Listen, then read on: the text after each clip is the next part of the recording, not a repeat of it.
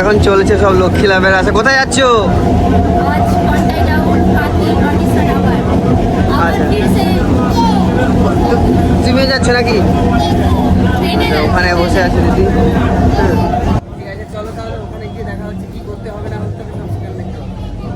হ্যাঁ ঠিক আছে চলো। আমরা কাঁথিতে নেমে গেলাম। কাঁথিতে নেমে অটো ধরেছি। অটোতে দেখলাম এই তো আমরা আছি, আরেকজন আন্টি আছে, এই দেখতে পাচ্ছ। কোথা থেকে আসছেন আপনি?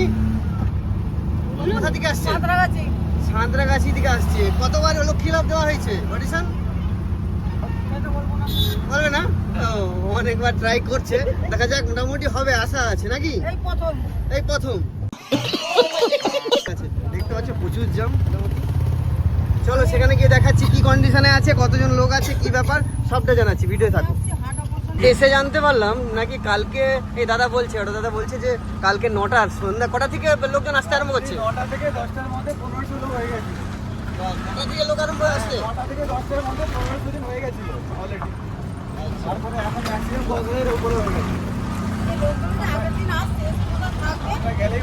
তো আমরা এসেই দেখছি ভিড়ে একদম ঠাসা, পুরো ভর্তি কন্টাল শহরটা।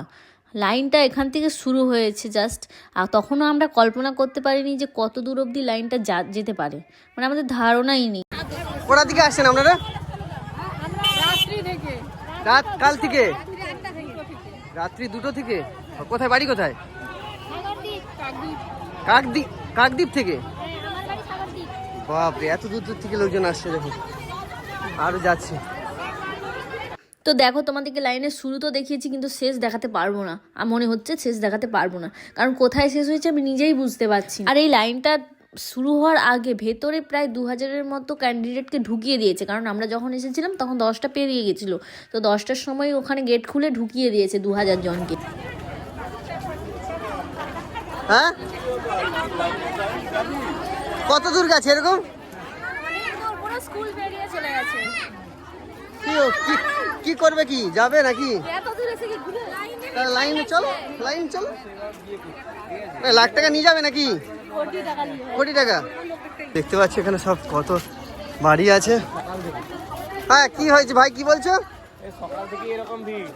সকাল থেকে? রাত থেকে 2টো থেকে আসছে? হ্যাঁ, কাল সকাল থেকে এরকম। এখানে বাড়ি তোমার? হ্যাঁ, আমার বাড়ি এখানে। কি ঘুমাতে পারছো না নাকি? না, পাড়াতে সব লোক ঢুকে গেছে, সামনে আরো সব ঢুকে গেছে। কি বলছে? তো তোমরা তো শুনতেই পেলে, আমাকে অলরেডি বলা শুরু করে দিয়েছে যে ফিরে চলো, কিন্তু মনে সাহস রেখে এগিয়ে যাচ্ছি, জানি না কখন লাইনটা শেষ হবে। তোমরাও দেখতে থাকো আদেও কি আমরা লাইনের শেষ অবধি পৌঁছতে পারলাম কিনা। তো তোমরা তো সবাই জানো যে আমাদের সাথে ছোট বাচ্চা গেছিলো, তাই এতটা লাইন ওকে নিয়ে দাঁড়ানোটা পসিবল নয়, আর ওকে কষ্ট দেওয়ারও কোনো মানে হয় না নিজেদের জন্য। তাই ওকে একটা নির্দিষ্ট জায়গায় কিছুজন নিয়ে বসেছিল, আমরা অনেকেই গেছিলাম, তাই কিছুজন ওকে নিয়ে বসেছিল, আর আমরা 2-1জন গেছিলাম লাইনটা দিতে। আর ওর বাবাও এখান থেকে আমাদের সাথে আলাদা হয়ে গেছিলো, মেয়ের সাথে ছিল, আর আমরা 2জন গেছিলাম লাইন দিতে। লাইনটা এখন যখনকে শেষ হবে তখন লাইন দেব, এই আশা নিয়ে যে গেছি। যত দূর অবধি যাক না কেন, এসেছি যখন ফিরে যাব না, চেষ্টা করব। তারপর যদি না হয় পসিবল তখন চলে যাব, যেহেতু বাচ্চা আছে, এমার্জেন্সি হলে আমাদেরকে বেরিয়ে যেতেই হতো। তো তবুও এই মনে ভরসা নিয়ে যাচ্ছি, এগিয়ে যাচ্ছে, দেখা যাক কি হয়, ভগবান জানে কি হবে। সেই যে বেলা 10টায় আমরা আলাদা হয়ে গেছিলাম, অ্যাট লাস্ট 3টের সময় দেখা হলো ওদের সাথে।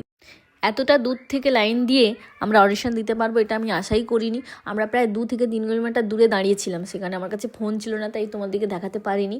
তো এতটা লাইন দিয়ে আমরা যে অডিশন দিতে পেরেছি লাস্ট অবধি, এটাই আমার কাছে অনেক। পারা না পারা সেটা অনেক দূরের কথা, সেটা যারা জাজ আছে তারাই ডিসাইড করবে যে আমি যোগ্য কিনা। বাট তবুও আমি যে অডিশনটা দিতে পেরেছি এই বাচ্চাকে নিয়ে, এটাই আমার কাছে অনেক। পারা না পারা পরের কথা। আরেকটা জিনিস আমার খুব ভালো লেগেছে, আমরা ভেতরে ঢুকেছিলাম বিকাল 5টার পর, আর অডিশন দিতে গেছিলাম 6:30 নাগাদ। তো অতক্ষণে আমরা ভেবেছিলাম জাজরা আর শুনবেন না সেভাবে আমাদের কথা, ওনাদের মধ্যে আর ধৈর্যটা থাকবে না। কিন্তু আমার ভেতরে গিয়ে আমার ধারণাটা তো চেঞ্জ হয়েইছে, আমি জানি না আর কারো কি হয়েছে কিনা। ওনারা ধৈর্য সহকারে আমাদের কথা শুনছিলেন, এবং ওনাদের মধ্যে যে ধৈর্যটা দেখে আমার তো নিজের খুব ভালো লেগেছে। এত দূর লাইন দিয়ে এসে আমি মন থেকে একটা স্যাটিসফ্যাকশন পেয়েছি। তারপরে যদি আমি যোগ্য হই অবশ্যই আমি যাব, আর না যোগ্য হই না যাব। যারা যোগ্য অবশ্যই যাক, এটাই আশা করব।